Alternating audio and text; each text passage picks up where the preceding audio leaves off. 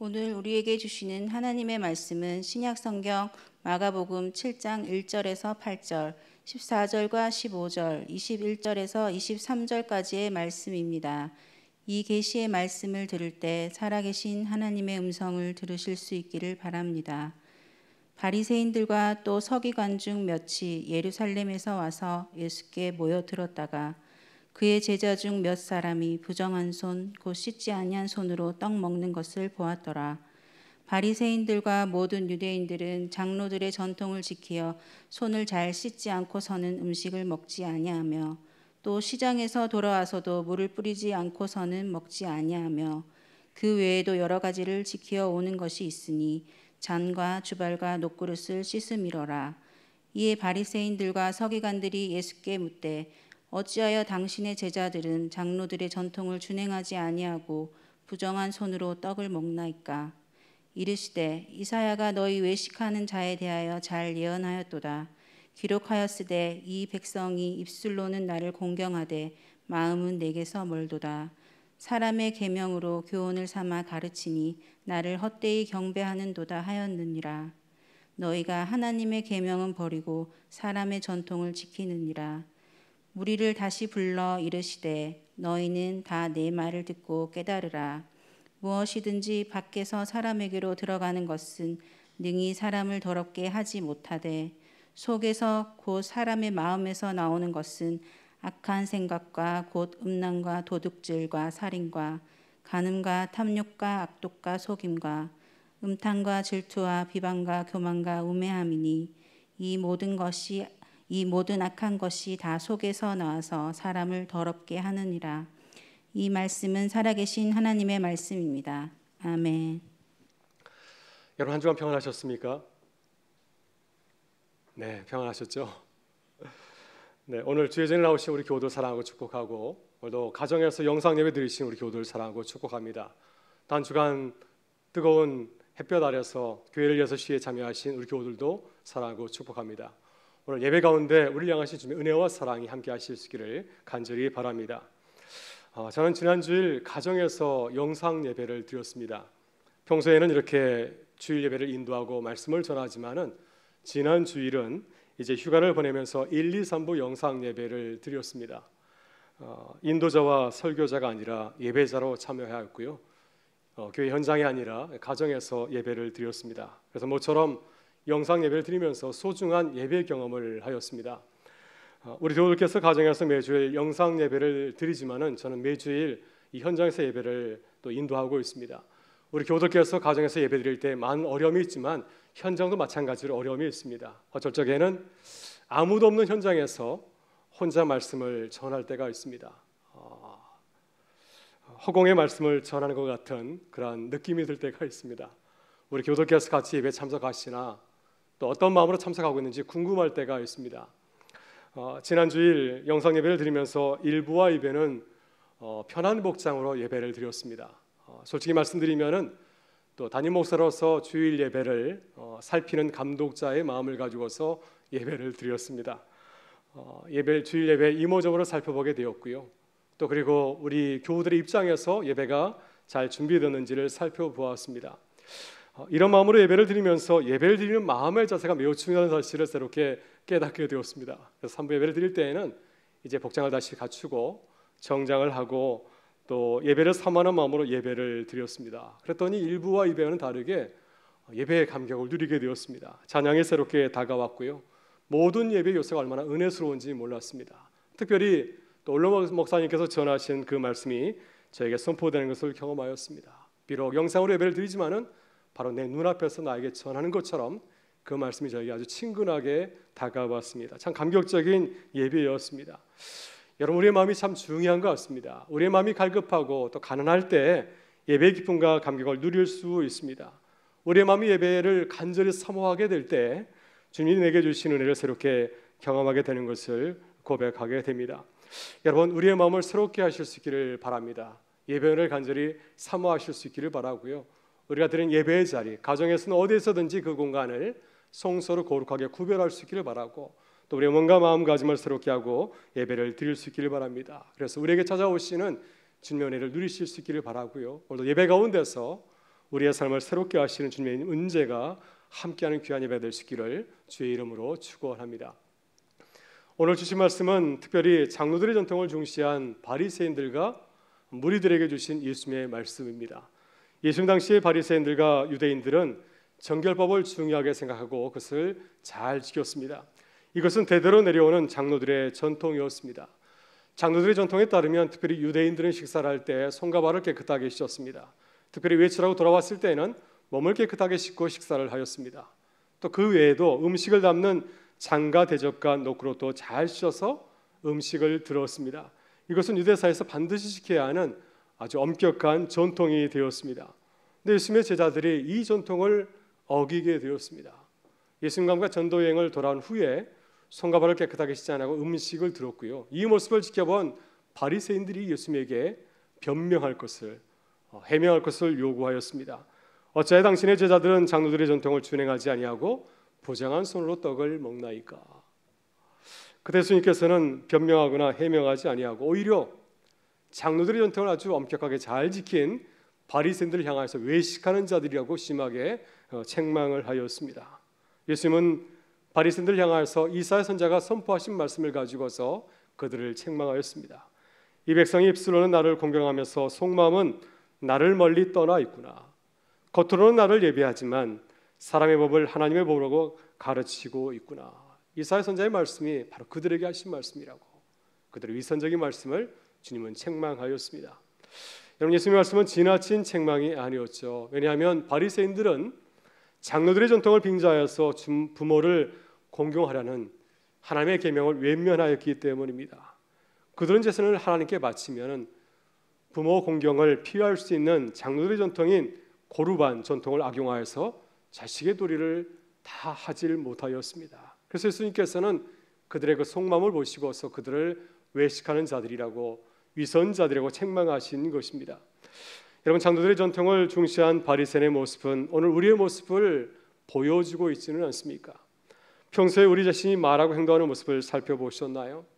우리의 모습을 살펴보게 되면 우리도 바리새인처럼 하나님의 말씀보다도 사람의 전통에 비추어서 생각하고 말할 때가 참 많이 있습니다. 하나님의 뜻을 깊이 묵상하면서 행동하기보다는 내 뜻과 내 마음에 따라서 행동할 때가 얼마나 많이 있습니까?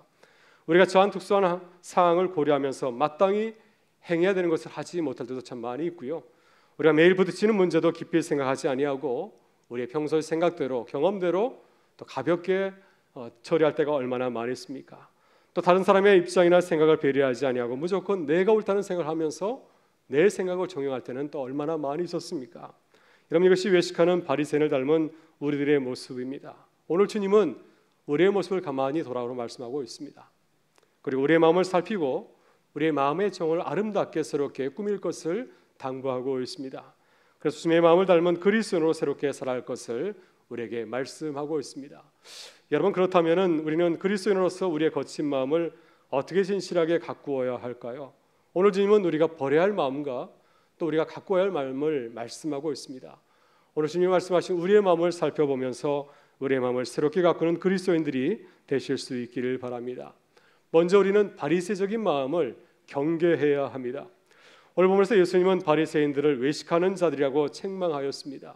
외식하는 자들이란 말은 위선자란 말인데요, 위선자는 말은 헬라어로 히포크리테스라고 합니다. 고대 헬라 세계에서 위선자란 말은 특별히 연극 배우를 가리키는 말이었습니다. 무대 위에서 가면을 쓰고 연기하는 배우를 가리키는 말이었습니다. 따라서 위선자는 자신의 삶을 살아가는 것이 아니라 다른 사람의 삶을 살아가는, 이야기하는, 연기하는 사람을 가리키는 말이죠. 왜 예수님께서 바리새인들을 향하여서 위선자라고 말씀하셨을까요? 바리새인들은 장로들의 전통을 잘 지키지 않았습니까? 그렇다고 한다면 그들을 칭찬하고 격려해야 되는데 그렇지 아니하고 그들을 책망하신 이유가 어디에 있겠습니까? 여러분, 바리새인들은 사람들에게 의로운 자로 알려져 있었습니다. 말씀을 잘 지켰기 때문이죠. 또 장로들의 역사와 전통을 잘 지켰기 때문입니다. 그러나 주님께서 보실 때 그들의 실상은 그렇지 않았다고 하는 것입니다. 의로운 자인 것처럼 말하고 행동하지만 실상은 의로운 자의 삶을 살지 아니하고 의로운 자의 삶을 연기하고 있었던 것입니다. 주님 보시기에 그들의 삶은 의로운 자와는 거리가 멀었기 때문이죠. 예수님께서는 이사야의 말씀을 인용하여서 그들의 실상을 고발하였습니다. 이 백성의 입술로는 나를 공경하되 마음은 내게서 멀도다. 사람의 기명으로 고운을 삼아 가르치니 나를 헛되이 경배하는도다. 바리새인들의 실상은 하나님의 계명을 따르는 것이 아니라 사람들의 전통을 지키고 따른다고 하는 것입니다. 예수님께서는 바리새인들의 위선을 폭로하기 위해서 그들이 소중히 여겼던 고르반 전통을 지적하였습니다. 여러분, 고르반은 히브리어로 하나님께 바쳐진 선물이라고 하는 뜻입니다. 하나님께 바친 선물, 헌금을 고르반이라고 하였습니다. 장로들의 전통에 따르면 무엇이든지 하나님께 바쳤다고 서운하게 되면은 그것은 그 선물이나 헌금은 다른 목적으로는 사용할 수가 없습니다. 사람들은 이 전통을 악용하였습니다. 이 전통을 악용하여서 부모를 부양하는 책임을 회피하였습니다. 하나님께서 내 부모를 공경하라 하였는데 이 계명을 피하기 위해서 이 고르반 전통을 이용한 것입니다. 따라서 예수님께서는 장로들의 전통을 하나님의 계명보다 중시한 바리새인들을 책망하였습니다. 장로들의 전통을 잘 지켜 보이지만 실상은 하나님의 뜻을 따르지 아니하고 하나님의 계명을 지키지 않았기 때문입니다. 자신의 행동을 정당하게 해서 그들은 하나님의 말씀을 버리고 장로의 전통을 이용한 것이었습니다. 여러분의 바리새인들이 위로 이선자로 전락하였을까요? 우리는 그 이유를 가만히 생각해 보아야 됩니다. 말씀을 잘 지키는 자들, 누구보다 의로운 자들이 왜 예수님으로부터 위선자라는 책망을 듣게 되었을까요? 주님의 말씀을 가만히 살펴보게 되면은 그들은 하나님의 말씀을 치열하게 고민하며 읽지 않았기 때문이었습니다. 주님의 뜻을 찾기 위해서 성경을 읽지 않았습니다. 그들은 왜 성경을 읽었을까요? 나를 위해서 성경을 읽었습니다. 자신의 행동을 정당하기 위해서, 다른 사람들을 비난하기 위해서, 판단하기 위해서 하나님의 말씀을 읽은 것이었습니다. 여러분, 이것이 그들이 위선에 빠진 이유입니다. 여러분, 우리 그렇습니다. 만일 우리가 하나님의 뜻을 찾고 발견하기 위해서 치열하게 고민하지 않는다고 한다면 우리도 마찬가지로 바리새인의 위선에 빠질 수가 있습니다. 나를 위해서 성경을 읽는다고 한다면, 다른 사람을 판단하고 정죄하기 위해서 성경을 읽는다면 우리도 얼마든지 외식하는 자가 될 수가 있습니다. 그래서 우리는 항상 주의 말씀을 읽을 때마다 하나님의 뜻이 무엇일까? 하나님께서 기뻐하시는 뜻이 무엇인지를 살피면서 부단히 기도하는 그리스도인의 마음을 가져야 될 줄 믿습니다. 여러분, 지난 2019년 4월 6일 2년 전이죠. 조선일보의 102세 철학자 김영석 교수가 칼럼을 하나 올렸습니다. 제목이 정의를 완성하는 것은 사랑 바로 인간애다라는 제목으로 칼럼 하나를 옮겼는데 그 칼럼 가운데 이런 내용이 담겨 있습니다. 제가 한번 읽어보겠습니다.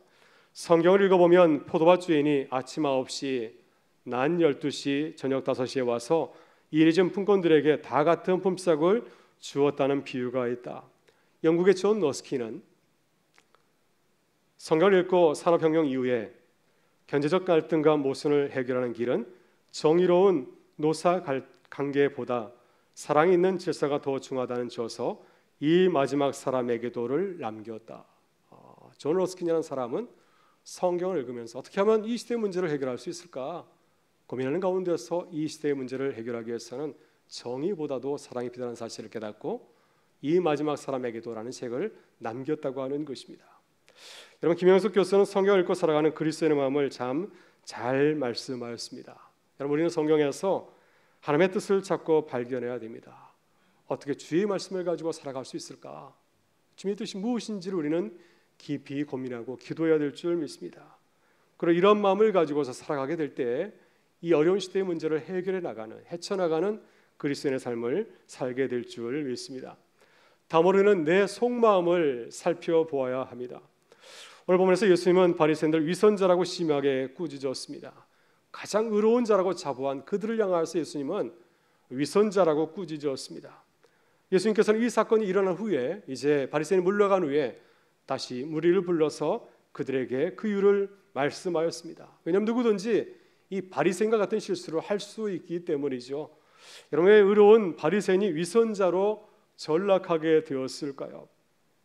주님의 말씀을 가만히 살펴보게 되면은 눈에 보이는 것만 중요하게 보았기 때문입니다. 속 사람은 무시하고 눈에 보이는 겉모습만 가지고서 판단하였기 때문이죠. 제자들이 정결법을 잘 지켰는가 그 겉모습만 가지고서 제자들의 신앙과 또 삶을 판단하고 정죄한 것이었습니다. 그러나 예수님께서는 정반대로 말씀하였습니다.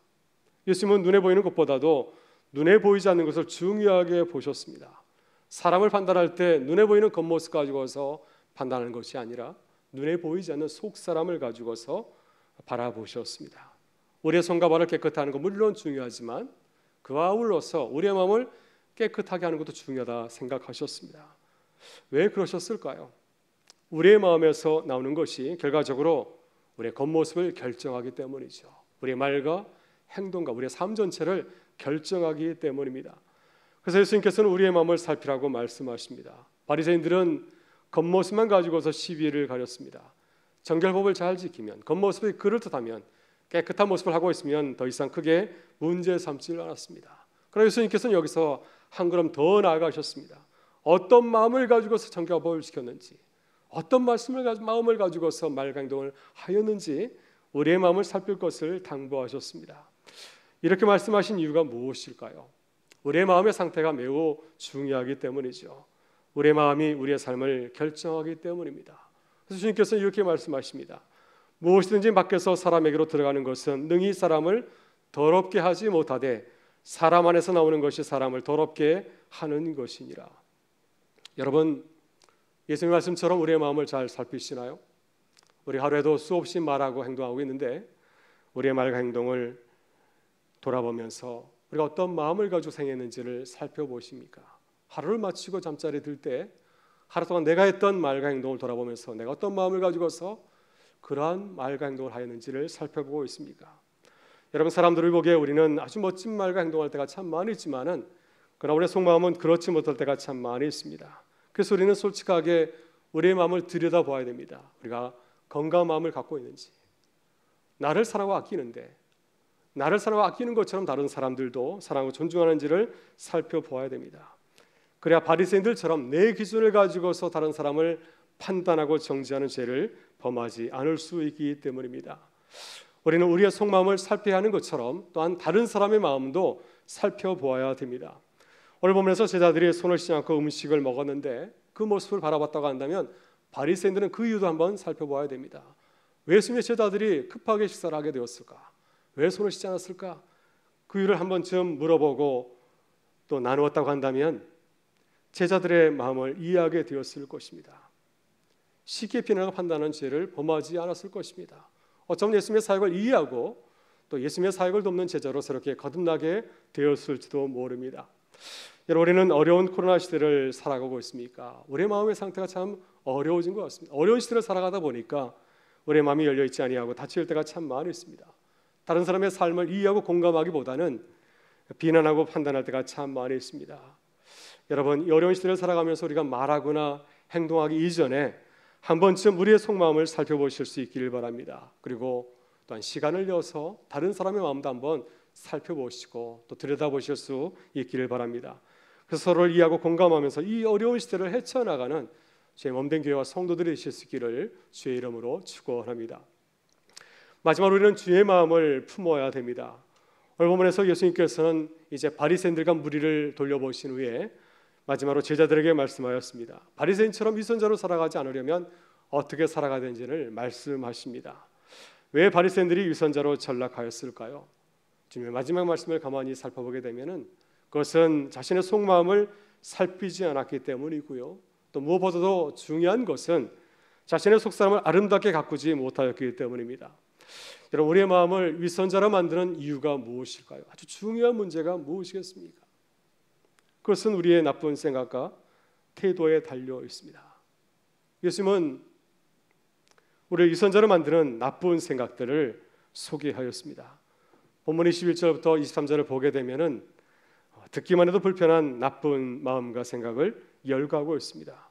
속에서 곧 사람의 마음에서 나오는 것은 악한 생각, 곧 음란과 도둑질과 살인과 간음과 탐욕과 악독과 속임과 음탕과 질투와 비방과 교만과 우매함이니 이 모든 것이 다 속에서 나와서 사람을 더럽게 하느니라. 오늘 본문에 나오는 악한 생각들이 갈라디아서 5장 19절부터 21절에 나오는 육체의 행실에도 나오고 있습니다. 그러니까 갈라디아서서 바울 사도가 이와 같은 악한 행실을 우리에게 또한 소개하였습니다. 갈라디아서와 마가복음을 비유하게 되면은 마가복음은 사도 바울이 말하지 않는 두 가지 악한 생각을 소개하고 있는데 바로 그것은 탐욕과 교만입니다. 이 두 가지는 행동이라기보다는 마음의 태도를 말하고 있습니다. 아주 구체적으로 행동으로 나타나지 않은 마음의 상태, 미완성의 행동, 마음의 상태를 말해주고 있습니다. 여러분, 탐욕은 어떤 마음인가요? 이것은 더 많이 가지려고 하는 욕망이죠. 교만은 어떤 마음입니까? 교만은 더 높아지려는 마음입니다. 그래서 어떤 성경은 이 마음을 오만이라고 번역하였고 또 어떤 성경은 거만함이라고 번역하였습니다. 이 두 마음은 참 불편한 마음입니다. 더 많이 가지는 마음이고 또 더 높아지려고 하는 마음입니다. 창세기 3장을 보게 되면 첫사랑 아담과 하와가 이런 마음을 가지지 않았습니까? 더 많이 가지는 마음을 가지고 있었고 더 높아지려고 하였습니다. 하나님보다도 더 높아지려고 하지 않았습니까? 이 두 마음은 겉으로 드러나지 않았습니다. 마음 속에 있었지만 겉으로 드러나지 않았습니다. 그런데 아담과 하와가 이 마음을 다스리지 아니할 때, 이 마음을 계속해서 가지고 있을 때 결국에는 아담과 하와의 그 소중한 삶을 추악한 범죄자로 만들고 말았습니다. 따라서 우리는 우리의 마음을 살피고 가꾸어야 될 줄 믿습니다. 우리의 마음을 가꾸지 아니하고 그냥 내려놓은 어떤 일이 벌어지게 될까요? 바리새인처럼 위선자가 될 수가 있습니다. 아담과 하와처럼 탐욕과 교만을 주체하지 못하는 범죄자로 전락할 수 있습니다. 그래서 우리는 성령 안에서 우리의 마음을, 주님의 마음을 본받아야 됩니다. 날마다 주의 마음을 본받고 살아가야 될 줄 믿습니다. 그래서 성령 안에서 아름다운 성령 열매를 맺을 수 있기 때문이죠. 사도 바울은 우리의 마음을 아름답게 바꾸라고 말씀하고 있습니다. 갈라디아서 5장 22절과 23절의 말씀입니다. 오직 성령의 열매는 사랑과 희락과 화평과 오래 참음과 자비와 양선과 충성과 온유와 절제이니, 이런 마음을 가질 것을, 성령 안에서 아름다운 성령의 열매 맺으며 살아갈 것을 우리에게 당부하고 있습니다. 육체의 열매가 아니라 성령의 열매를 맺을 것을 당부하고 있습니다. 여러분, 우리의 마음이 성령 안에서 주님의 마음으로 변하게 될 때 놀라운 일이 벌어지게 되죠. 어떤 일이 벌어지게 될까요? 바로 우리의 삶이, 우리의 마음이 성령 하나님이 거하시는 성전으로 변하게 됩니다. 우리를 통해서 하나님이 일하시는 역사가 일어나고요, 하나님께서 우리를 통해서 주님을 위로와 평강을 전하는 역사가 일어나게 되고, 분쟁과 갈등이 있는 곳에서는 주님의 평화 화해의 역사를 이루어가게 합니다. 이런 아름다운 성령의 역사가 우리 마음 가운데서 시작되고 이루어질 수 있기를 주의 이름으로 축원합니다. 만나교회 김명삼 목사님이 텅 빈 경건이라는 책에서 한 교회를 소개하였습니다. 어느 목사님이 교회에 새로 부임하여서 새벽 예배를 인도하였는데 이해할 수 없는 전통이 있었습니다. 늘 반주자가 선택한 곡을 불러야 하는 전통이었습니다. 목사님 이상해서 왜 설교자가 찬송가를 정하지 아니하고 반주자가 찬송가를 정해야 되는지 그 이유를 물어봤습니다. 교우들은 오래전부터 내려오는 전통이라고 말했습니다. 이 교회 아주 오래전에 반주자가 없던 시절이 있었습니다. 피아노를 잘 치지 못하는 교우에게 이제 반주를 부탁했는데 그분을 배려하는 차원에서 담임 목사님은 그분이 연습한 곡만을 부르게 하였습니다. 그러나 지금은 많이 사정이 달라졌습니다. 우리 교회처럼 반주를 아주 잘하시는 전문가들이 예배 반주를 하게 되었습니다. 이제 더 이상 이러한 전통이 필요 없게 되었습니다. 네, 그럼에도 불구하고 전통과 율법만 남은 것이죠. 아주 오래전부터, 아주 오래전에 반주자를 배려했던 목사님의 아름다운 마음은 사라지고 꼭 지켜야 하는 전통과 율법만 남은 것이었습니다. 여러분, 이 교회의 모습이 오늘 우리의 모습은 아닌가 하는 생각이 듭니다. 우리도 오래전 예수님을 사랑하고 고백했던 그 아름다운 마음, 그 뜨거운 열정은 사라지고 혹시 형식과 전통만 남아있지는 않습니까? 내용은 사라지고 형식만 남아있지는 않습니까? 오늘 우리의 마음을 살피고 돌아보실 수 있기를 바랍니다. 다시 뜨거운 마음으로 우리의 거칠고 더럽혀진 마음을 아름답게 가꾸실 수 있기를 바랍니다. 그래서 다시 뜨거운 예수 그리스도의 마음으로 세상을 치유하고 살리는 교회와 성도가 되실 수 있기를 주의 이름으로 축원합니다. 우리 다 같이 일어나셔서 함께 찬양으로 고백하겠습니다.